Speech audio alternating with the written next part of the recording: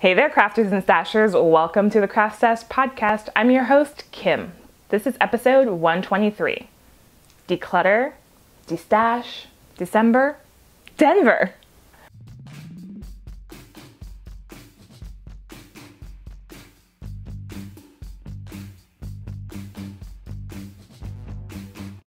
Hey guys, my name is Kim. I'm podcasting live in NYC, and I always say live and it always throws me off because you're not going to watch this live. Sorry. Yeah, and I'm indoors because it's cold out, but more importantly, I'm indoors because there's some big stuff going on. Welcome, new podcasters. You're in for a really cool episode, I hope. Welcome, returning viewers. Sorry, it's been such a long hiatus, unintentionally. I'll cut right to the chase. I haven't podcasted in a while because big news, I'm moving to Denver, Colorado. There's no way to like sugarcoat it, to soft pat it or whatever, soft launch it. I'm moving. I got a brand new job doing something totally different, doing something totally amazing. I still haven't figured out how like transparent I'm going to be about my new job. Just suffice it to say, I will be working in the craft industry. For a major player in the craft industry, doing really cool, really amazing things. And I'm so excited, I don't know where to begin. So let's begin at the beginning, the stuff that you guys want to see. I'll tell you a little bit about the move later, but let's just start with what I'm crafting. How am I staying sane?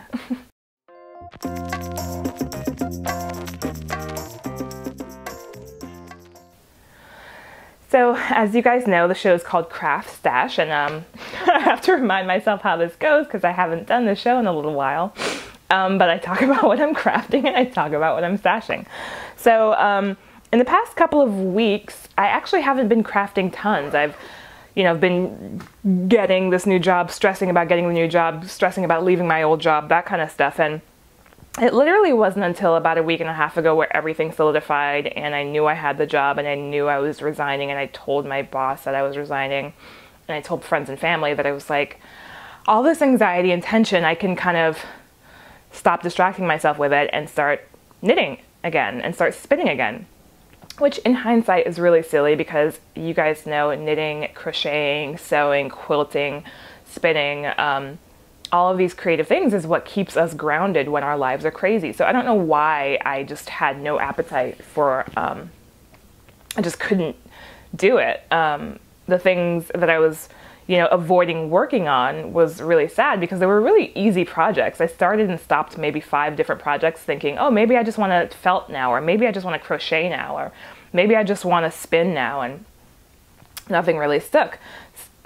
So now that I guess I'm not stressed because I know where I'm heading in life, I can pick things up again. So, I think the moral of that for me is just don't stress yourself out about stressing out. So I was stressed in life, and then I was stressed because I wasn't knitting because I knew that was going to calm me down. So that just added to my stress. So at the end of the day, just decide how much anxiety you're willing to entertain in your life. And if you're not knitting or crocheting or doing the thing that makes you happy and you realize that you're just not into it, don't freak out about it. It's okay.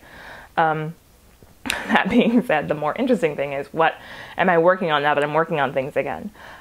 2 projects. One of them is new to you. One of them is not. This big body hug that I had kind of been working on for about a month and a half now is definitely taking shape. The idea here is that I found this image on Pinterest of basically a big knit tube that had 2 slits cut in for the armholes, and it was something that was big enough that could fit over your whole body, and it would keep you warm, hence body hug. And the idea is that the top half, or there are 2 armholes, and the section above the armholes is shorter than the section below the armholes, so that you could wear it as kind of like a shifty dress vest thing, or a camisole with a big turtleneck cuff, or you could flip it around and have it be inverted and have it be like a hood thing with a little bit of chest coverage, or you could just wear it as a cowl, or if you made it long enough, you could just wrap it around your head as a really big scarf. And that's kind of what I'm doing. I basically I'm holding 2 yarns together. I will tell you what they are in a second, and I'm basically just double knitting a big tube, added a couple cables in there for visual interest. There's some color work, very slight color work, not even, that's going to happen just because I'm shifting the colors of the balls of yarn. And that's kind of all that it is. And it's been really, really soothing, really, really easy. The only math that I had to do was figure out where I wanted my armholes. And there's not even really a pattern yet for it. I'm sure I will write one up when I'm done, but it's basically just figure out how wide you are, figure out how much yarn you have, and figure out what ratio you want above the armholes or below the armholes, and then throw in whatever color work, patterns, textures that you want to keep it interesting so that it's not miles of boring stockinette. And I don't have it on holder, so I can't try it on for you. I don't have, I have that try it on tubing stuff, which is really awesome. Let's see if it's in my bag. It's not, it's basically just a clear tube that you pop onto the ends of your needles, and it lets you stretch out the work so that you can try it on while it's still being worked. I have those, I just don't have them on there. But it fits me very, very sexily, because apparently I like sexy fitting sweaters. And it's going pretty well. So hopefully you guys can see this is where I put the first armholes in. Or the armholes, there's not going to be more armholes. And this is about a third of the way through. So this section here is going to be the short section. And then the other section is going to be about twice as long, just because I have 2 balls of yarn left. So the yarn that I'm using is some fun yarn that I got off Etsy. It's Pirantenwolle. I'm saying that way wrong. Which is made in Germany, I want to say. And it's a basic wool nylon blend, and I got it in 3 different colors. You can see the first color is this really fun gray, white, neon greens. And then the second color is this, hopefully you can see that second stripe that's kind of blue, white, and gray. And this is the second ball. And then the third ball is going to be the same gray, white, and then hot pink. And I'm holding that double with some very basic, very cheap yarn that I got at Michael's. This is Wool-like by Loops and Threads. I basically got 3 balls of this for like something like $3 a pop. So the fancy yarn cost me fancy yarn money on Etsy with shipping, and then the yarn that I'm holding it double with to give it some weight and warmth is just a really fun cheap acrylic that's a neutral color in the gray. And I'm doing it on size, I want to say these are size 9s, and they are because they're chagu and they print them on the needles, which is awesome. And it's going very nicely. And because I still love you guys and I still remember how to do podcasts, I'm keeping it in my Girl Cave bags. Yeah, so that's one thing that I've been knitting on. The other thing that I've been knitting on is brand new, have not shown it off on the podcast. PSA, I'm all over Instagram. You guys know that by now. So if you want to see what the latest and greatest is, and if you want to chat with me, because I chat with everyone on Instagram, it's really great. I like it way better than every other social media thing out there, including Ravelry, for communications and showing off what we're working on. So if you're on Ravelry, you've seen this already. But if you haven't, I missed you. Hope you missed me too. I'm working on the, I think it's the Ripken cowl is the basis of the pattern, and I'm basically just doing it flat. It's a scarf that is knit in stockinette on the bias. Basically, it's a paid pattern, so I won't tell you how it's done, but it's basically just a diagonal scarf that goes that way, and then you do a provisional cast on so that you can make it the loop. I don't know if I'm going to make it a loop yet, so I did the provisional cast on, but I might just make it a straight diagonal scarf. And I'm knitting it out of this lovely, lovely color of Madeline Tosh. You guys know I can't turn down Madeline Tosh.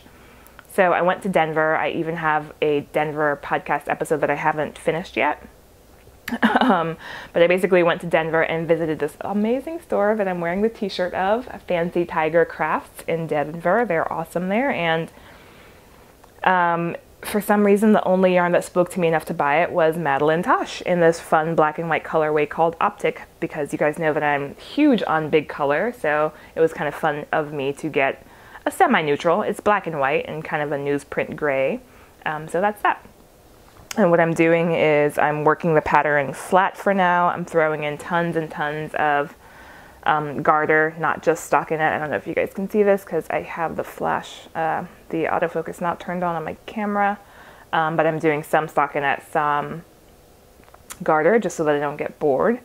And I'm also using these fun unicorn tails from Madeline Tosh, that neon indigo, that really deep indigo that you see here is the first of many unicorn tails. So let me see if I can show you guys.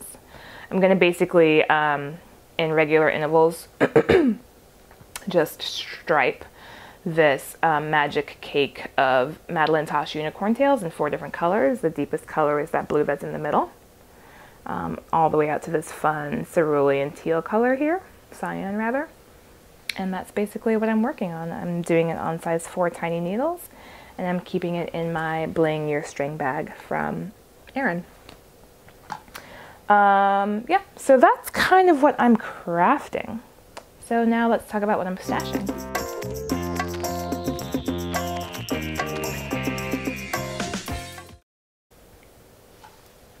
So I have much more destash to talk to you guys about a little bit later, and some hot tips for how to destash, because I'm doing a lot of that. What you can't see behind me, a little bit you can see, is this big bag of fiber. There's 1 big bag of fiber, 3 big bags of yarn. I'm going through a destash declutter that is kind of making me crazy and excited, but really sad. And I'll have some tips later about how I'm going about that. But for my what I'm stashing, it's actually very small. My lovely friend Dahlia, who is a former coworker, but still a good friend of mine, she went to Iceland a couple of weeks ago / a month ago, and she knows me so well that she was ranting and raving about all these beautiful sweaters that were there and that all cost like $400 because they were gorgeous and handmade. And she bought me some yarn from Iceland, guys. And oh gosh, I'm so sorry you guys can't see this. It is lovely, lovely Icelandic wool, obviously 80% pure Icelandic wool and 20% pure Thai silk. It's this lovely like heather gray wool with beautiful kind of bronzy golden silk, and it is 50 grams, 208 meters. I don't know the math on how many yards that is, but I guess it's just slightly under 200 yards. Anyway, so I'm very excited about this. I'm not sure what it's going to become, but it's definitely coming with me to Denver. And the company is called Einrum Ull, and this particular base is called Silky Einba. If you guys know Icelandic, hopefully I said that okay. But the website is einrum.com, EINRUM.com if you're interested. And the other thing that I'm stashing is a purchase from who else? Who else do I stash from, like, on the regular, even though I'm trying not to stash, is our good friend Kate at Gourmet Stash. She has, I think, 3 different fun holiday colorways. If you haven't been keeping up with her Instagram or her shop, you're missing out, because she's doing something called the 25 Days of Awesome, which is a collaboration with Mike from Spanish Peacock Spindles and Woodwork. And every day for 25 days in December, she's doing a new colorway, a new product, a new something on her Etsy site, and you can only get it for about 1 day. This is not that. This is one of her 3 special 2014 holiday colorways. This is Bourbon Barrel Cake in her Stout sock base, and she has 2 other colors. One of them is called Grinchy, which is a really acidy, bright, vivid green. And the other one's called Broken Ornaments. So I'm gonna make, Greg actually requested, he never requests anything hand knit. And I'm always happy that he doesn't do that, because you know me. But he requested some fingerless mitts. So I'm gonna make him some very manly fingerless mitts out of this brown. And you guys know I don't like knitting with solids or dark colors continuously, so this fun pop of honey gold bourbon color is going to keep me interested, and it's just enough color, and I think it complements his eyes. So this is destined to become some fingerless mitts and a really simple hat for the hubster. So thank you, Kate, for sending this my way. She also sent a very nice care package along with it, but that's all personal stuff, so y'all don't need to see that, even though I posted a picture of it on my Instagram. It was soap and some of her lovely Lolo bar. custom scent. So yeah, so that's what I'm stashing. And then two other things that I'm stashing, craft related, that I figured I would share with you guys is my sisters are awesome. They're both younger than me, and it's going to be so sad leaving them here. So sad. Yeah. Sorry. But one of my sisters, both of them got me very fun gifts that are totally me this year, but one of them got me this book called Knit Your Own Cat, which I think is hilarious. And I'm just glad it's not that book where you can like knit with cat hair, because that kind of freaks me out. But it's Knit Your Own Cat by Sally Muir and Joanna Osborne. There's 16 different cats that you can knit. And it's actually kind of fun. You know, I think this might be a coffee table book for me. I might bring it to work and have it be like the zone out at work and just kind of take a look at silly fun things book. You guys know I'm not a huge fan of plushies, but I love cats and I love knitting, so 2/3 of the way there. It's a really fun book. If you are into plushies, if you are into knitting animals and things, I should definitely ask you guys to check this out, because they've got different cat breeds like Abyssinians and American Shorthairs and Persians and all these fun things. So fun. And the other thing that I'm stashing is, again, from my coworker Dahlia, who went to Iceland and got me this really cool book of quick, and she knows me, quick Icelandic knits. So there's just enough color work in here and just enough sweaters, but lots of really fun, good, chunky lopayesa kind of wool. And very simple patterns that, you know, I love simple patterns and simple color work. So I'm excited to take a look at this and adapt some of these patterns for my own use, because, and I'll talk about this a little bit later, as I'm destashing and kind of looking at what I own, I'm just realizing that the concept of stash is meaning more and more different things to me, and it's good. So thank you, Dahlia, for that book. Thank you, Steffi, for the Christmas gift, and thank you guys for watching so far. If you are only into the crafty stuff, I will say goodbye to you here, because now I'm going to talk about periphery.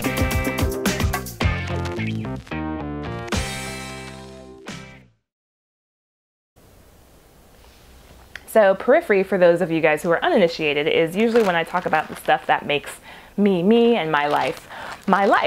So the big periphery thing, and I'm sorry that I'm grinning like a Cheshire cat, is that I'm moving to Denver. Like I said, I was not looking for a new job. This job totally just came into my periphery just randomly, and I went for it and I got it. It took a month and a half. And I'm so excited. I am so sad to be leaving New York City. It's definitely a place where you can almost forget who you are, because your identity as a New Yorker is wrapped up so much in the fact that you live here. I was born in Brooklyn. I lived here for 13 years as an adult. I'm about to tell you guys how old I am. I lived here for about 12 years as a kid, 13 years as an adult, and the years that I wasn't here, I was living in Connecticut or Miami. So I've always been on the East Coast, always in major cities. So for me to now pick up and move to Denver, Colorado is going to be interesting and fun. We visited there about 2 weeks ago, and ended up totally loving it. 300 days of sunshine is going to be amazing for me.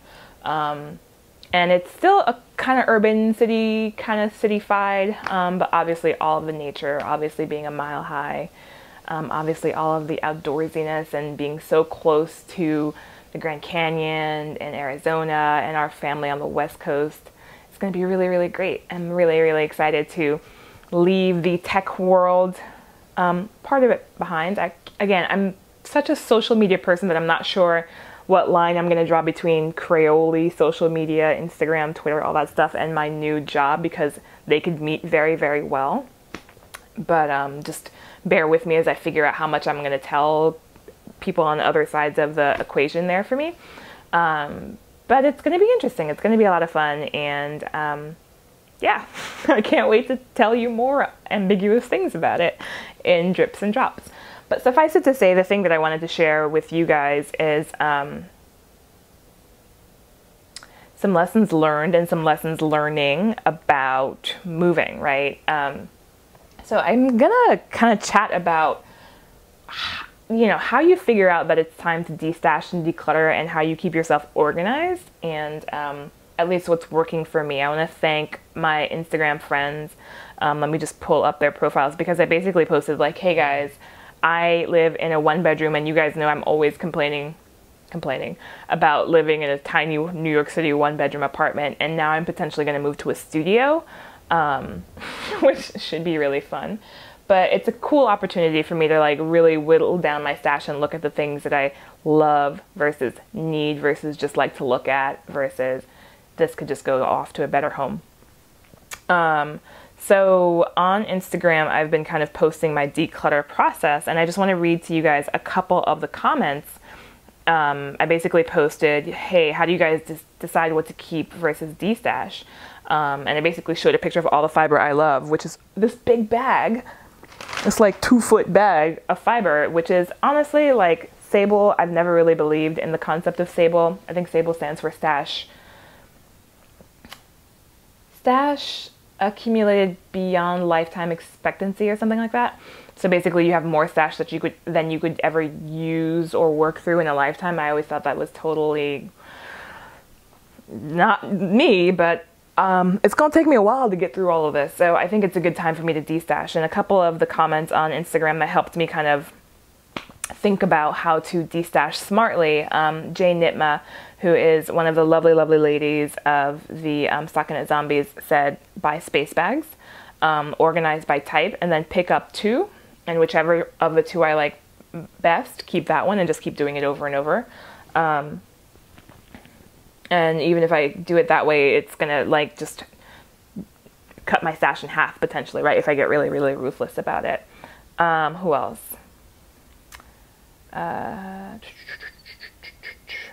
WTJS99, who I met at I think I met her at the Stockinette Zombies Zombie Apocalypse a couple of years ago. She says, put everything in a giant Ziploc bag, place those plastic bags in storage totes, and don't put them in boxes just in case. So that's more of a how to keep your stash safe as you're moving along.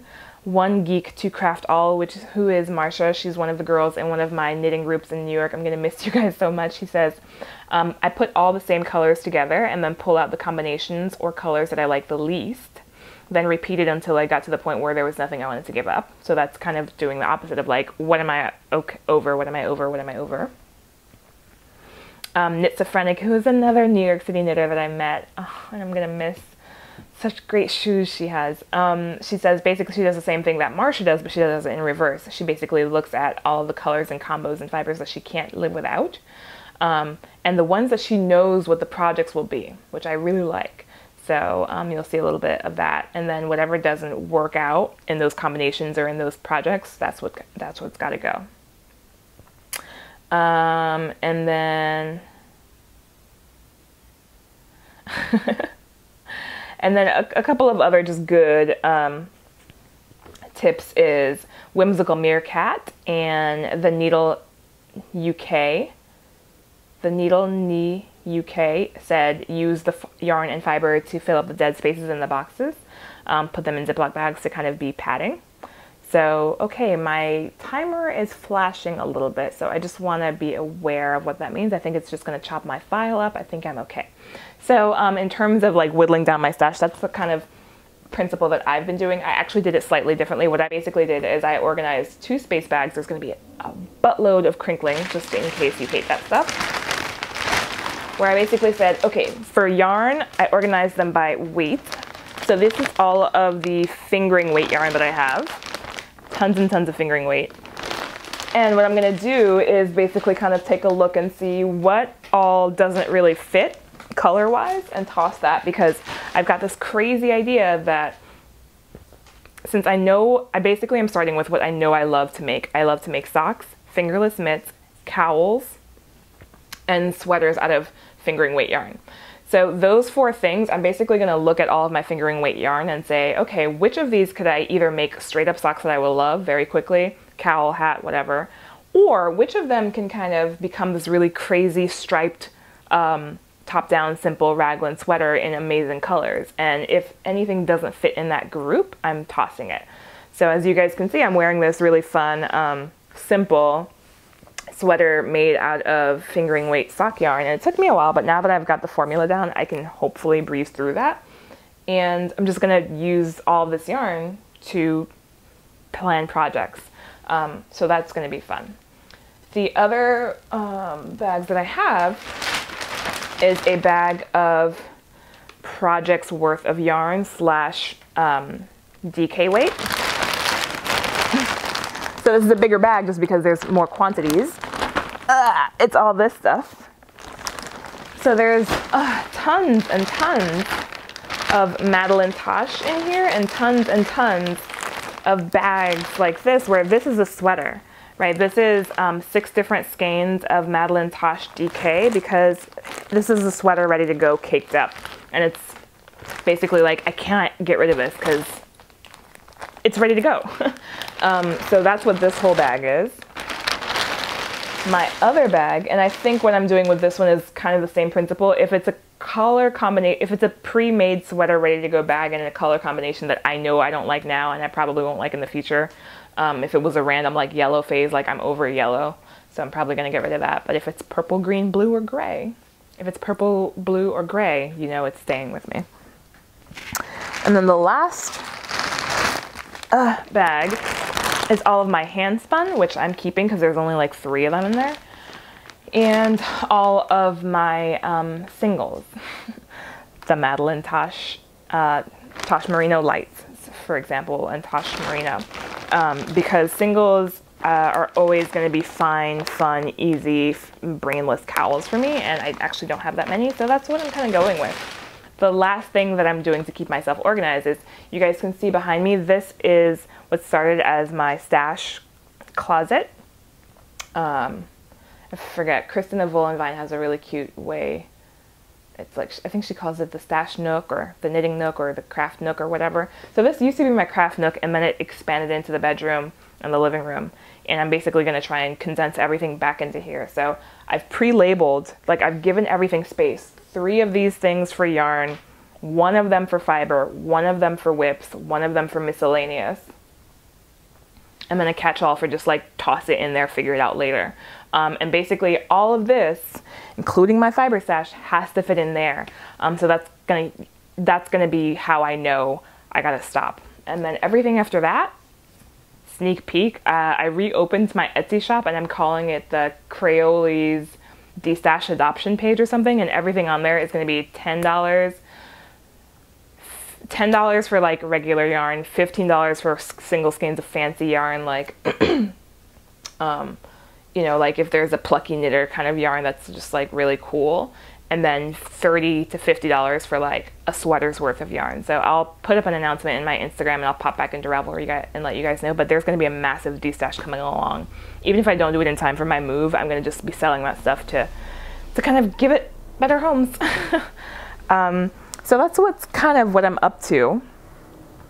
And the other thing that I wanted to share with you guys is I'm also doing something very similar for my wardrobe.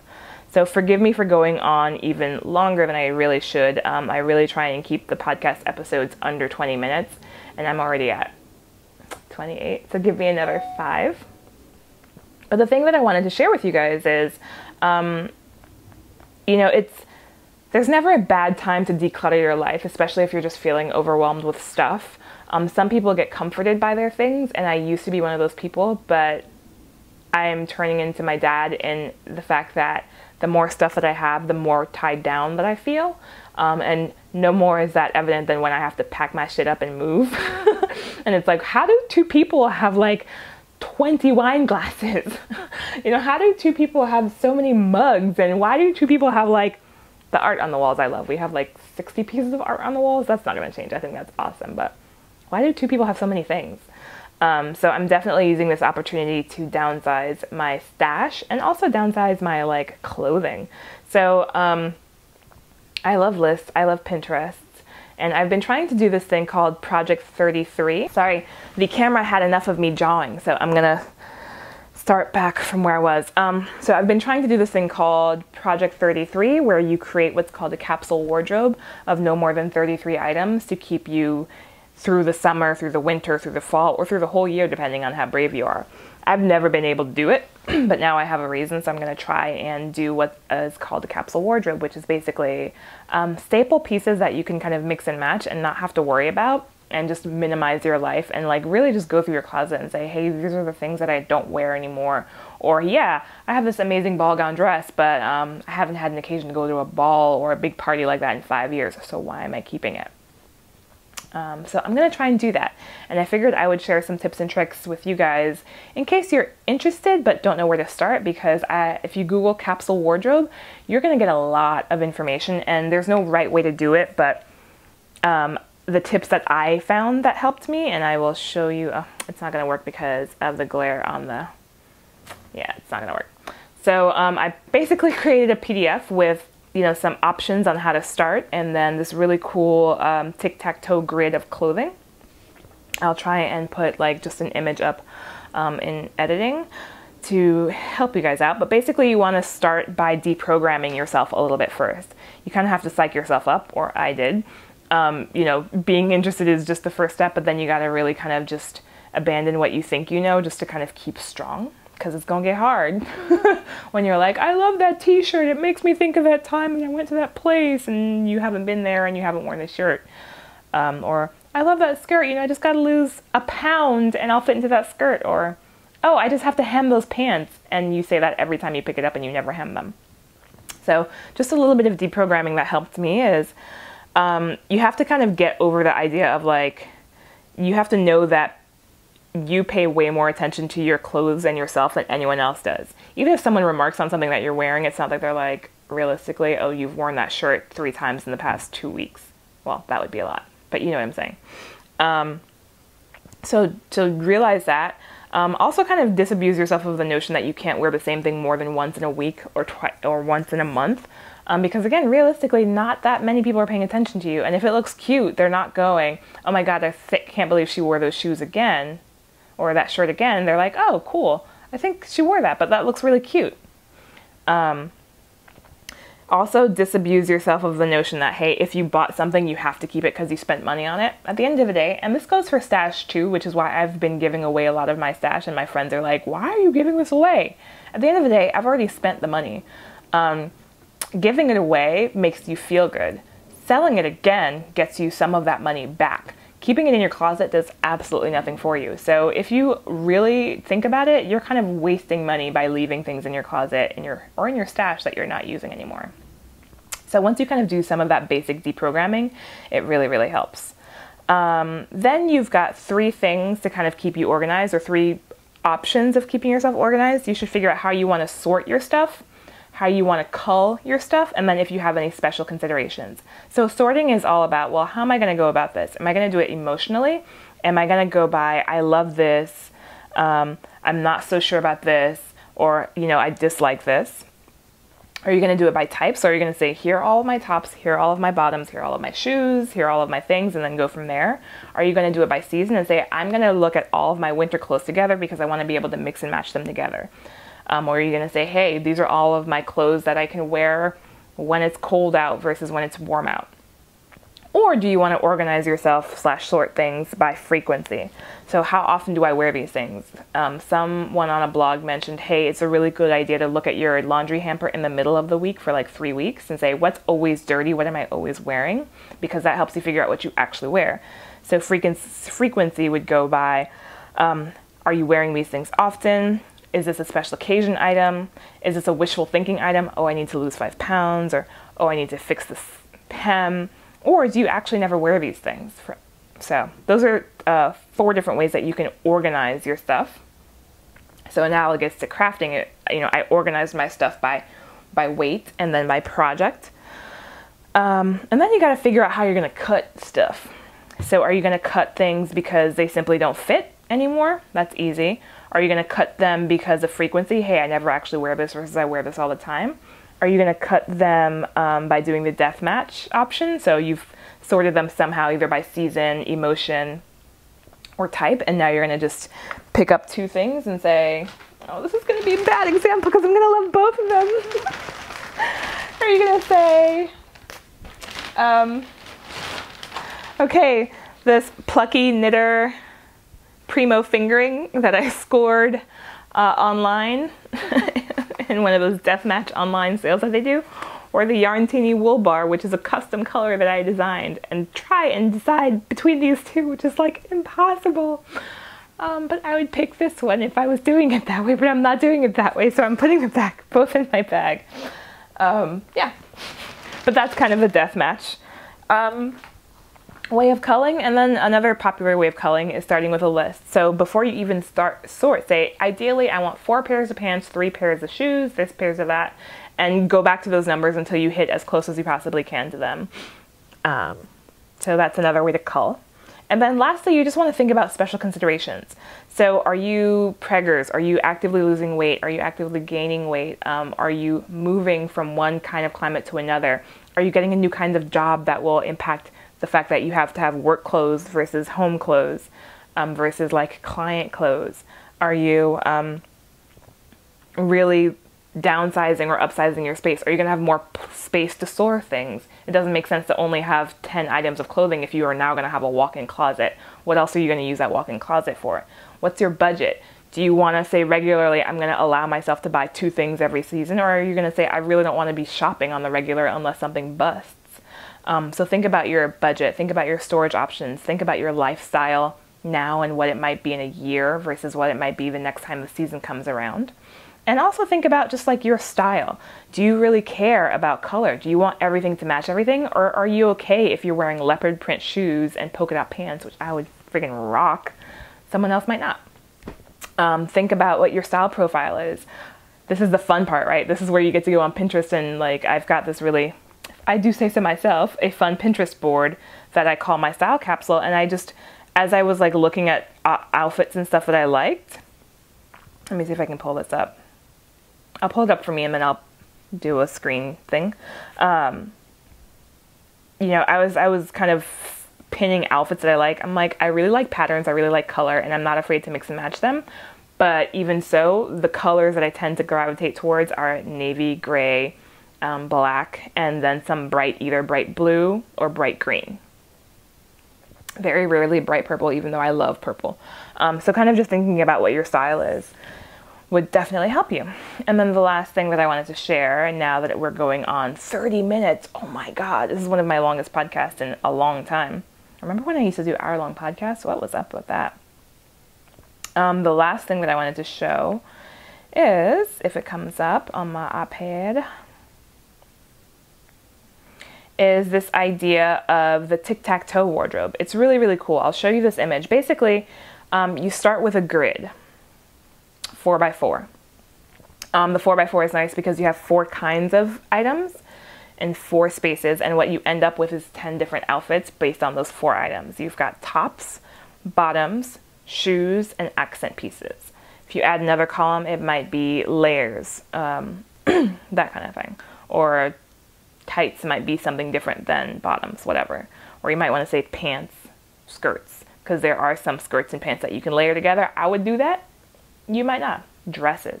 So the more you add columns, the more outfit combinations that you can do. But basically you start with a 4x4 grid. And what you end up doing is, hopefully I can put the image up here. Along the top, you just put top, bottom, shoe, accent. And then you follow this pattern so that no matter what direction you go in, up and down or across or diagonal, you have a full outfit. What that ends up doing for you is you get 10 outfits out of that. And in general, if you add, for every one piece you add, you increase your options by 3 because you can go top to bottom, side to side, or diagonal with that extra item. So for instance, in my little diagram, I have top A/B. If it was top A, you know, that would be the 10. If it switches to top B, I now have a new outfit from top to bottom, a new outfit diagonally, and a new outfit from side to side just with that one top. So for every one item in general, you add 3 more options. So it really kind of helps you figure out that for having, what? How is this math right? Hold on, let me check myself right quick. I got 1, 2, 3, 4 tops. 1, 2, 3, 4 shoes. Okay. All right, I guess. 10 outfits? That doesn't sound right. Hold on, guys. 1, 2, 3, 4, 5, 6, 7, 8, 9. Yeah, well, because I can only wear 4 things at a time. Sorry. math major was not me. Anyway, so it just helps you figure out that even if you say, oh, I've only got 16 items in my wardrobe, you can have 10 different outfits, which is not that bad because that's 2 work weeks worth of clothes, which is pretty decent, I think.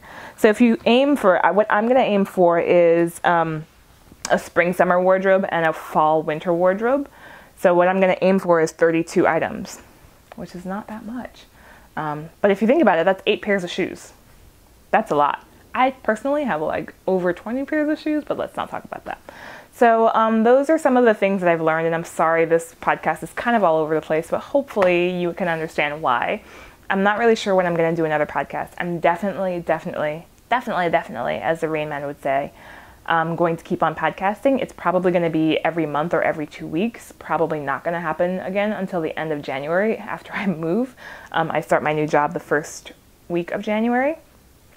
And I'm going to try and put up some more of those fun, short Instacasts that I've been doing on Instagram because they keep me engaged. They keep me kind of making things. Hopefully they keep you guys entertained, and yeah, it's gonna be really fun. So thank you guys for sticking with me. I've been podcasting this is gonna be the start of my 4th year, and it's been fun.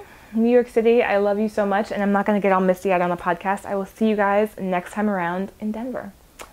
Till then, if you can't craft it, stash it and have an adventure. Happy New Year, Merry Christmas, Happy Hanukkah, Merry Kwanzaa, Festivus, Grumpus, Krampus, all that good stuff. See you guys later. Bye.